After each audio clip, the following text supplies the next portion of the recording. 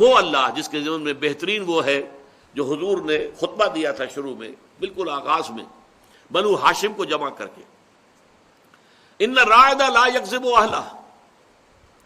دیکھو کسی قافلے کا رہنما کبھی قافلے کو دھوکہ نہیں دیا کرتا.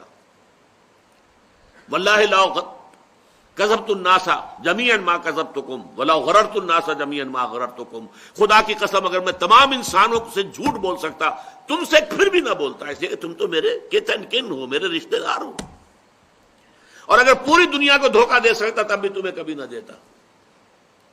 اس تمہید کے بعد فرمایا واللہ الذی لا الہ الا ہو، اس اللہ کی قسم جس کے سوا کوئی الہ نہیں، انی لرسول اللہ الیکم خاصۃ وإلی الناس کافۃ، میں اللہ کا رسول ہوں تمہاری طرف خاص طور پر اور تمام نوع انسانی کی طرف عام طور پر. اور اس کے بعد معاد کا تذکرہ، ساری بات معاد پر.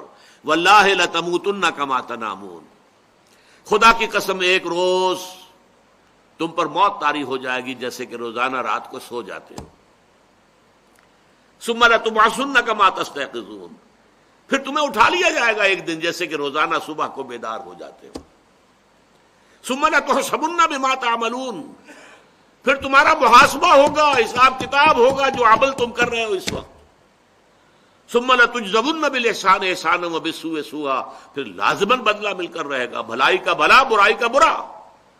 وَإِنَّهَا لَجَنَّةٌ أَبَدًا أَوْ لَنَارٌ أَبَدًا، اور وہ بدلہ کیا ہے؟ یا جنت ہے ہمیشہ ہمیش کے لیے، اور یا پھر آگ ہے ہمیشہ ہمیش کے لیے.